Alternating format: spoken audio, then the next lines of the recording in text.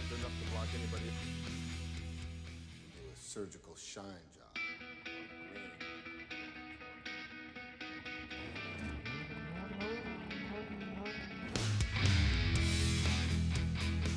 Sometimes an actor will come along and so thoroughly impress with the wide range of emotion, sincerity, and energy that they bring to a role that you can't help but marvel at their genius. And that is not what we're talking about today. Vin Diesel was born with the name Mark Sinclair in California in 1967, before moving to New York. He had an early obsession with games and a particular fascination with Dungeons & Dragons that he carried through his entire life. It was at the age of 7 that he got his first taste of acting when he broke into a playhouse with plans to vandalize it, only to be caught and offered the choice to either take a part in the play or go to jail. Fast forward a few decades, and he's one of the biggest and most prolific actors working today, with a central part in some of the biggest movie franchises of all time. That's not to say his entire career has been one success after another. It's been an interesting journey to get where he is, one filled with missed opportunities and bad decisions and more than one box office catastrophe. Even so, from the late 90s all the way through to today, there's hardly been a year to go by without him taking top billing in a massive blockbuster. His career started pretty slow. After spending his early years on the stage, he knew he wanted more, so working part-time as a bouncer, where he would change his name from Mark Sinclair to Vin Diesel to sound tougher, and then, not kidding here, as a telemarketer selling light bulbs, he jumped into the New York auditioning circuit, which is a slow and painful process, where he felt he wasn't really getting anywhere, just sort of spinning his tires. He attributed his early difficulties to a mixed ethnicity, and even made a short film about his struggles called Multifacial. Coincidentally, it was that short film that got him first noticed, and arguably paved the way for the rest of his career. Multifacial earned a place at the 1995 Cannes Film Festival, and eventually allowed him to put together enough money to make his first feature-length film. That was 1999's low-budget love story, Strays, where he'd not only star in, but also write and direct.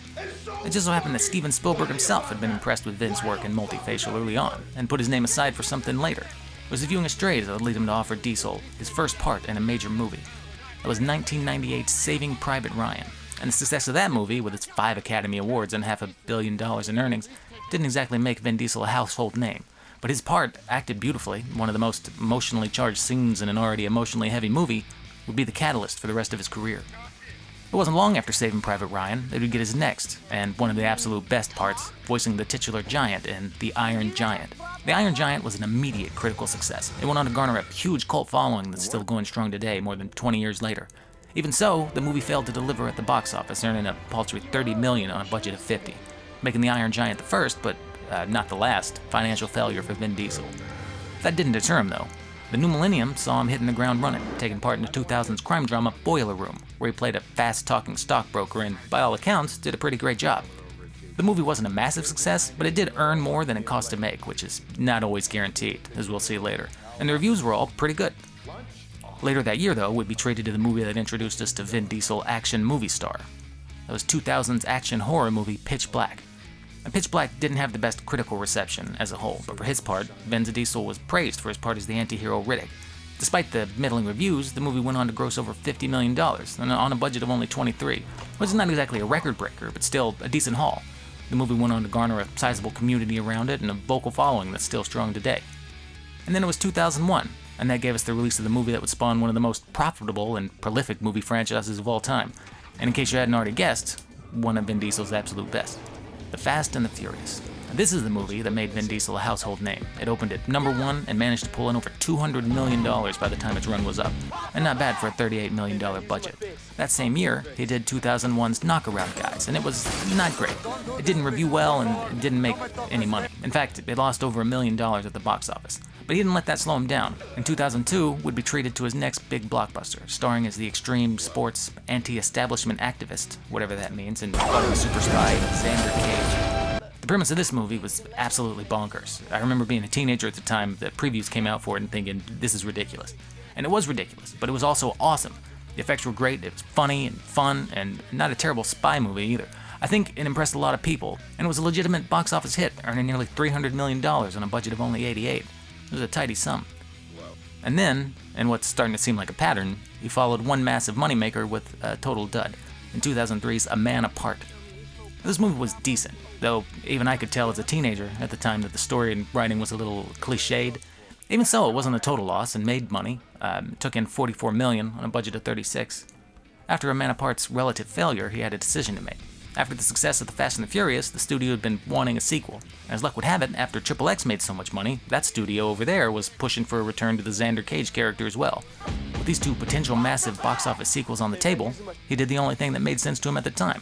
He decided to forego both of those and make a sequel to the 2000 movie Pitch Black, and a story crafted around his character from that movie Riddick.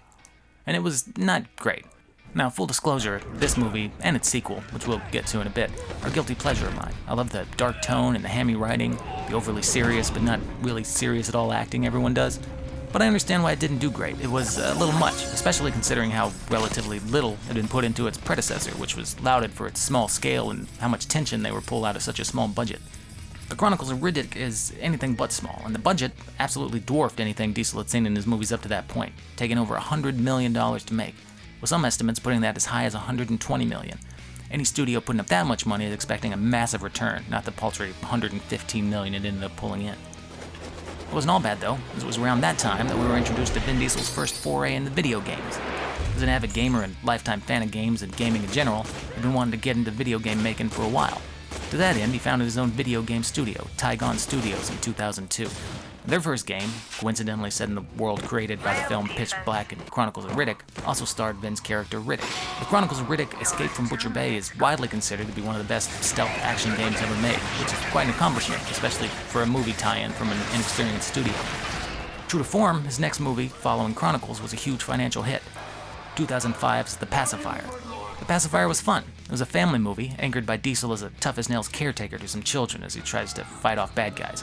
And it's a little derivative of something like Kindergarten Cop, but overall, and despite a pretty terrible critical reception, it was a decent movie. At the box office, though, it really blew up, pulling in nearly $200 million by the time it was all done. And that was on a budget of only $56 million. And as you probably guessed if you've been following the pattern, the next year, 2006, gave us another box office bomb with the dramedy Find Me Guilty, which coincidentally, was the first time since Saving Private Ryan that to see him with any amount of hair at all, and it was just the worst wig ever in a movie. It was bad.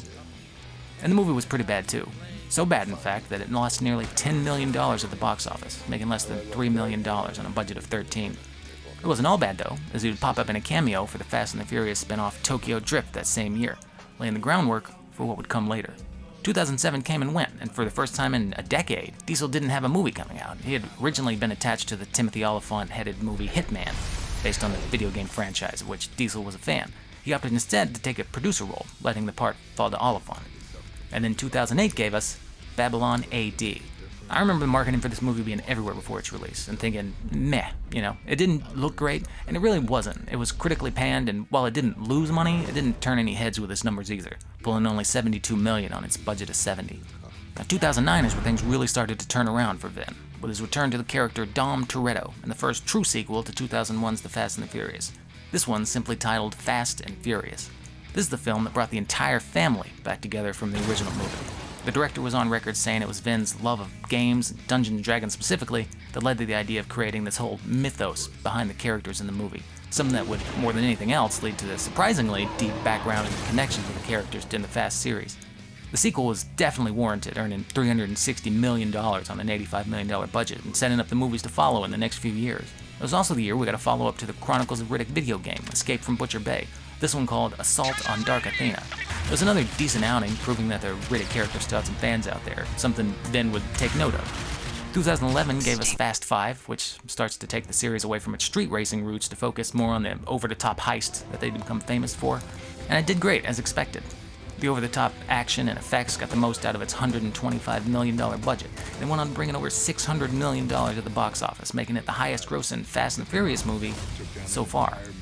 That is, until 2 years later, 2013, with the release of Fast and the Furious 6, which is really more of the same, but bigger somehow.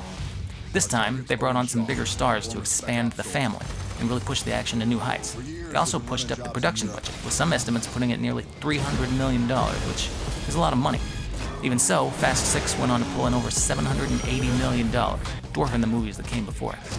And the series might have continued like that forever, with Fast sequels coming out yearly until Dom was too old to drive a car, but sadly, Vin's co-star in the series, Paul Walker, passed away before they could finish making the next movie in the series. 2013, though, also gave us the criminally underrated follow-up to the 2004 movie Chronicles of Riddick, this one simply called Riddick. This time, it was obvious they had gone back to the simplicity and small scale that had made the first film in the series work so well. On a budget of only $38 million, its $98 million box office draw made it a legitimate winner. 2014 would give us Diesel's first turn in the world of superheroes, though not his last, we'll get to that, as Groot and the Guardians of the Galaxy. It's estimated he's been paid nearly $60 million for his time spent playing Groot, and considering Groot only ever says 3 words, that's nearly $20 million per word, which is not bad at all. 2015 saw his return once again to the world of Fast and the Furious with Fast and the Furious 7. There was some debate at the time for finishing the movie, considering the death of Walker while filming. In the end, though, it was decided that they would go forward, paying homage to him and using his brother as a stand-in to finish his scenes. And it was again somehow bigger and more over the top than the last, this time taking a budget of $250 million, and for the first time in the franchise history, making over $1 billion at the box office. Or $1.5 billion to be exact, and putting the franchise on par with the Marvel for box office earnings. 2015 is also the year that brought us The Last Witch Hunter, a story inspired by Vin's lifelong love of Dungeons & Dragons. It's based on his character from the game. And it's pretty good, I'll say, with the caveat that you're a big fan of action movies and role-playing games. And it did pretty okay, pulling in nearly $150 million on a budget of $90. 2016 saw him taking a smaller part as a supporting character in Billy Lynn's Long Halftime Walk. This is an easily forgotten surreal drama about the horrors of war and PTSD. It didn't do great, critically or commercially, losing $10 million at the box office. And then it was 2017, and it was really a year of sequels for Vin. First up was the long-awaited sequel to Triple X, this one called Triple X: The Return of Xander Cage. And it was decent. It had the over-the-top action and effects of the first, but seemed to be missing the spy movie flair that had come to define the first one.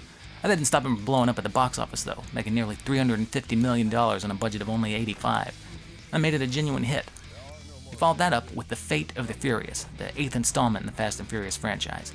It's a movie that puts Dom and his family of car enthusiasts against a supervillain in an effort to save the world from nuclear annihilation. It's a bit of a departure from the first movie for sure, and definitely over the top, but once again, it made a ton of money, earning over $1 billion on a $270 million budget, all but guaranteeing the franchise would continue. It closed the year with a follow-up to the Guardians of the Galaxy's Groot, and then with Groot again in the 3rd and 4th Avengers movies. And before we knew it, it was 2020, and for the first time, Vin Diesel was all set to join the world of superheroes as a full-fledged hero in his own right, this time playing the Valiant Comics superhero Bloodshot. The studios had hoped that this would launch its own cinematic universe with Diesel at the center, and that remains to be seen. The movie was just not good.